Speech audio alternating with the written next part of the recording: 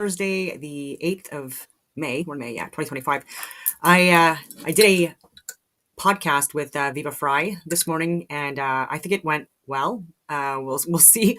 Oh my God, there was just so much information that I wanted to share. I did so many notes, and I didn't know where we were going to go in which directions, but I was prepared to go in most. But it's really hard when you're focusing on one event and then it switches over into another from a different time period, and so. But anyways, I think I got through it. So, and I hope it was as clear as it could be for, again, my first attempt at this type of podcast. And I obviously didn't get into any conspiracies. But yeah, there's a lot I wanted to talk about. But I was thinking about, because I had mentioned a few people, obviously people I've mentioned on my show before, and about obviously Jeremy McKenzie, who oh my God, the stuff that he went through during COVID, oh my goodness, and then even afterwards. And so I mentioned him, and I don't remember if he was on the Mefloquine mass tour, or because it was around that time where I was aware of him, just like multiple other veterans and people that were in certain spheres. And that's what I wanted to talk about with Viva Fry as well. Like, there were so many different layers, right? There was like the military component and people from within various different organizations within the military, veterans and still serving, that I was in communication with and having meetings with, etc. This was during Freedom Convoy time. And then with I'd say by 2020 period, right? And so I don't recall when exactly I fell upon his profile, content, whatever you want to call it, but it was very early on. And Helen Bruce, obviously someone that I had worked with before on different things. And so she was in the same community with people that I was in communication with directly and indirectly. And we were sharing medical, scientific and government data to so many different people within multiple different agencies, not just with their chain of command. I was giving information to give to people that are still serving. Obviously, I'm incorporated, and I do contract work as if and when required. I've been on some, what you would call a tactical pause just in the last 2 years, but I'm open to, again, going back and doing this work in the capacity I was doing before. But it's just I struggle with it just based on who we have in government right now. And that's why I want to get into this as well, because it's really hard when it was impossible during COVID to stop what happened, right? And the reason behind that, I believe, largely is because of how we have our political system set up.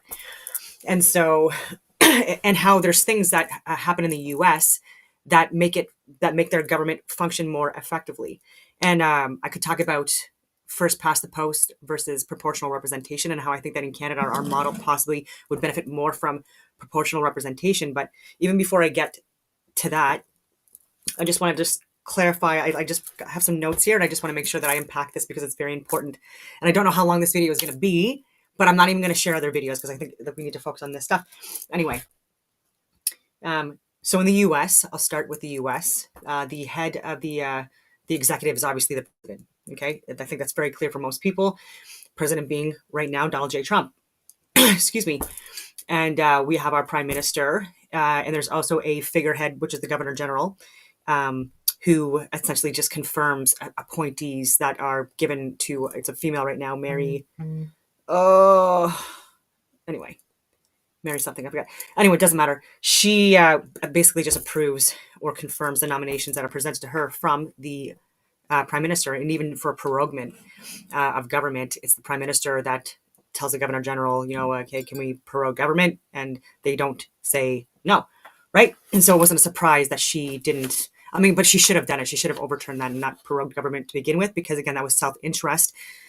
And a lot of other things at play, why Justin Trudeau resigned when he did, and then had the government prorogued, and elections during that. Again, it was just so, I'm off track already. Anyway, so within that, they are the leaders of, and you break it down, we have within Canada, it's our House of Commons. And within the House of Commons, we have members of Parliament. There's 343 people, but that also includes cabinet members, and that should be separate, just like it is in the U.S. And also, so anyways, there's approximately 343 and 35 cabinet ministers. And in the U.S., for the members of Congress, they have the House of Representatives.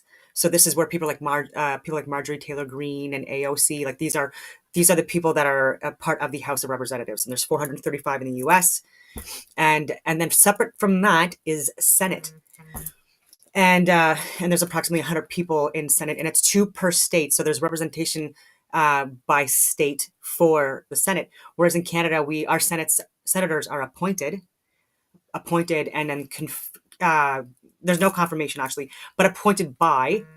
Sorry, I'm getting messages. They get appointed, and there's 105 senators, and it is appointed by the Prime Minister, which I think that needs to be looked into. Because there's no checks and balances there, or actually vetting and looking at people to see if they're actually qualified for the job, or if there's any issues from previous career, work history, whatever that would be of concern, like Bill Blair, for example. But he's not a senator. But I'm getting to him. Anyway, so that's two different things right now. So which is very important now for cabinet members. So these are people that, for example, in the U.S. you have the Secretary of Defense, Pete Hegseth. These are the people like Pam Bondi. So these people were nominated by the president, Donald Trump. And then what happened was they were confirmed by Senate, two representatives per state, right? So it just makes it a little bit more equal. And they were grilled hard, right? And so Senate, for example, Elizabeth Warren, Bernie Sanders. I think a lot of people saw these confirmations, and they saw these whatever you want to call it, the selection process, this vetting process, and it was intense. And they were asking really hard questions to Pam Bondi and to Kash Patel and to Pete Hegseth and countless others, and rightfully so, right? These are very important jobs. And there needs to be scrutiny, right? It was very transparent. It was recorded and aired live, so everyone was able to see it. Again, full transparency, because these are public servants. So in Canada, yet again, cabinet ministers, they are part of the House of Commons, and they do vote on bills and policies and things like that. And I do think there's a conflict of interest there, which is a big thing. And there's no scrutiny at all. So people like Bill Blair, who was Minister of National Defense, Minister of Public Safety, all these different positions that he's held for many years, there's been no scrutiny, there's been no accountability, and there has been no committees. Or, for example, our Senate, and these are appointed positions, and there's no confirmation of these senators. So that's why Senate, that there's not really any power in Canada with our Senate, despite the fact that there is 105 members, and their salaries start, I believe, at like $178,000 a year. Yes, ladies and gentlemen, that's a lot of money. And then, anyway, and so that's separate from the House of Commons and the cabinet ministers, and they're it's called like the Red Chamber, right? And so again, like there's not really any influence that the Senate can do to impact Canadian policies and legislation and bills. I'm not a lawyer or anything like that, so like I hope I'm explaining this correctly. Again, this is not my expertise in explaining this, but anyway. And so right now, Mark Carney's looking at selecting from the House of Commons right now people that have been elected from the people. He's looking at who he's going to choose as his new cabinet, right? So there's 35 members. He might be talking about reducing the number. I think he should, because even in the U.S., the cabinet, there's 25. So why do we have more when we're 1/10 the population? Why do we have more senators than the U.S. has? And why are we fairly close to our House of Commons when we compare that to the House of Representatives in the U.S.? I don't know. And again, a lot of these people have been elected because of, my God, like even just like the propaganda that very leftist media is pushing. It's reaching demographics where these people reside, and Bill Blair, Anita Anand, Melanie Jolie, Chrystia Freeland, all these people that people completely forget what they did to people during COVID, and what they lied about, and what they censored, and what they buried. Again, they lied about so many things, not even just during COVID, but that harmed a lot of Canadians. Also with what they were saying was happening internationally as well. And they did not a good job regarding our relations with the US or anyone else. In fact, quite the opposite. And there's no scrutiny, there's no accountability. And again, so like now, Mark Carney is going to be able to choose whoever he wants, 35 people.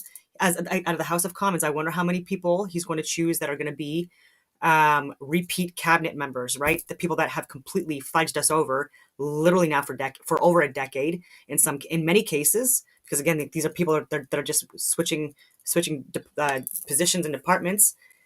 Some people luckily didn't get elected again, or just dropped out of the races, like Marco Mendicino, like he's a friggin' criminal, in my humble opinion.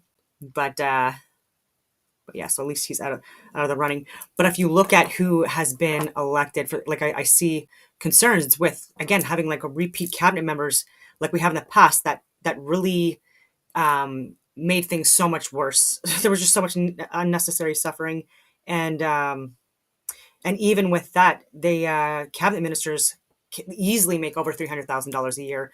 And I think when I was looking at it last time, and I could be wrong, this could be adding in other entitlements and luxuries that these positions get covered. But I think it was like over $400,000 a year Bill Blair's getting, and people don't understand that he's getting rewarded for criminal behavior, in my humble opinion. And even during the G20 summit in Toronto in 2010, there were staged and planned events there as well, and crisis actors used, and extreme overreach that people are still trying to get justice for in Toronto. And then people that were visiting Toronto during that period of just like mass arrests, of people that were just going into their own buildings, people that were going to grocery stores, people that were just doing their own thing, and again, canalizing people in areas for extended periods of time, and including the elderly. I could go on, but again, so people needed to question him even before he became elected. So again, mainstream media and messaging from politicians that and experts they're hiring, like McKinsey and al, they are shaping the narrative, and like the heads of the media conglomerates as well. And there's international influence, and that's also an issue with Carney as well, right? With his super nationalist ties and ideologies, including like with the carbon tax scam and this climate change propaganda that's being pushed, fear mongering. And so anyways, and so we'll see who he selects. And it's just unfortunate, because again, they're already elected. It's already too late. If there was some kind of a process where these people would just be nominated by the prime minister, and then have it where some friggin' governing body, like, I don't know, get the Senate back in, make it where there's more checks and balances, and have it where they would be the ones that would be forming some kind of a committee, or have an independent third party committee of people that, like I volunteer myself, and to ask important questions that a lot of Canadians want and need to know, and things that to a lot of people in so many different levels of government, people are fully tracking the just like the propaganda that that cabinet, and again the House of Commons is pushing and propagating, and it makes so many different organizations just like powerless. And we're seeing like this push with like the woke DEI, whatever you want to call it, narrative. I keep on saying narrative, but that was being pushed in the RCMP. So again, like at the very top, Brenda Lucki, and I respectfully don't mean to single her out, but she was absolutely a DEI hire. And because of the people within my community that I talked to, there were people literally that had worked with her before from the RCMP that knew that I was trying to share information publicly, especially after 2022. Because I doxed myself just before the Freedom Convoy, because that was just to me, I was willing to sacrifice getting targeted by whoever, not to sound dramatic, but just to get the information out, because I didn't want it to turn into some kind of a riot or some kind of a big event where people were targeted and there were lethalities. And I thought there was a risk of that unless people like myself got the information out to the people that would be able to like influence the most, I guess influence the situation the most, right? And so contacting like or leveraging my contacts in the special forces, letting them know well in advance that the Freedom Convoy was going to be in Ottawa and who was involved. And I was also giving updates on certain people within other communities where, no, I can't even talk about that yet. But anyways, maybe at some point. But just looking out for each other 100%, just to be clear, and just making sure that if there were people that we had concerns with that might be radicalized, again from the left and right, it was just being able to to monitor that and then try to diffuse that, right? So that's why when I'm going on all these tangents, but when the honeypots from the RCMP in Alberta, like when I was hearing that they were um, obviously through like afterwards, but it was something I was warning people about. Like I was saying, like, look, there's people that are embedded in all of these different protests and movements, and it may seem like it's grassroots. To some people, it is, but there are still, again, there are people that are within these groups that are working in government that people like myself have no respect for, and people from within, right? Like they're saying that like you're really making us lose credibility. And so when people are lying under oath and things like that, or exaggerating conversations and not having proof to back it up, even though these are serious allegations, like alleging that people are trying to commit murder of RCMP officers, that literally these honeypots should be in jail for these things. Again, I mean, maybe that's a bridge too far, but at least charged. I mean, these guys went to jail for this. Just to be clear, there was no bail and stuff like that. And so that's why I think jail. That's why my argument is jail, because they their actions and their actions caused a lot of needless suffering and harm when they could have just diffused the situation. Because again, you have to watch each other's back, right? Like we're all working for the same country. And so there should be no division or animosity or whatever you want to call it, or trying to radicalize other government organizations, people, and their veterans included, because they've already done their fucking service. Sorry for swearing. And then you want to exploit them or radicalize them, like when they finally have some friggin' like a bit of a break. If they're not doing, obviously, it's just unfortunate. So people like myself, and myself included, we would get warned off, or we would see where people that had, especially like big social media platforms, or that were involved in like covert meetings, but there was a large amount of people that were going to these meetings and stuff like that. This was getting talked about because people, again, in multiple different industries, there's plants, there's covert, but they're doing a good job, and they're not trying to radicalize people. They're keeping their fingers on the pulse, okay, and they're trying to diffuse things and watch out for each other. And again, this is literally what you're supposed to be doing. It should be done like that, and not trying to exploit opportunities to to cause harm for an agenda that doesn't help Canadians either, right? So again, this is nonsensical to me, but so I would have conversations with people, and it would be intense at times, and there were definitely times where I was in over my head, but I was able to get out, unscathed, and for the most part. But it's just because again, everyone was so frustrated with just all the misinformation and the lies that were being pushed from the friggin' experts, and just again, how many lies were ruined and impacted with the lockdowns and the mandates and the forced inoculations. And they knew about the not aspirating needles and the VAERS, and they knew about the propaganda that was coming out of the other countries that like people were believing, and they knew about overinflating the numbers of people that were dying by a lot, and then really by a lot for the people that were infected based off of like bogus models, and then the debunked original trials were sharing. Like there was so much information, and again, it was just getting worse in Canada, right? And we're always a little behind the U.S. on so many different things. And so January 6th, 2021, again, this was staged and planned. It got bigger than what they anticipated, because again, this was, and maybe it wasn't bigger than they anticipated, because people did monopolize on the opportunity to show their support for Trump and the Republicans, etc., during that period. So again, it just mobilized a lot of people. A lot of people went to friggin' jail, and I really was nervous that was going to happen in Canada too. So we didn't have it at the same extent, luckily, but it's because there are people like myself again that were on the ground. And Viva Frey, he was showing videos, and that's when I fell upon his work as well, because he was doing the live streams during the Freedom Convoy period, and so I was literally like from my home, like looking at so many different live feeds just to see if I could target people that were crisis actors or plants or government embeds and stuff like that, but people that were working against us, like the instigators, the manipulators, the people that are again, and I feel like a lot of this is rogue and done just under the direction of like people that they're friggin' talking to in their friggin' banking meetings and stuff like that. And so possibly Marco Menincino did know the person that was carrying the Nazi flag. And I do have photos of this guy that was wearing the balaclava.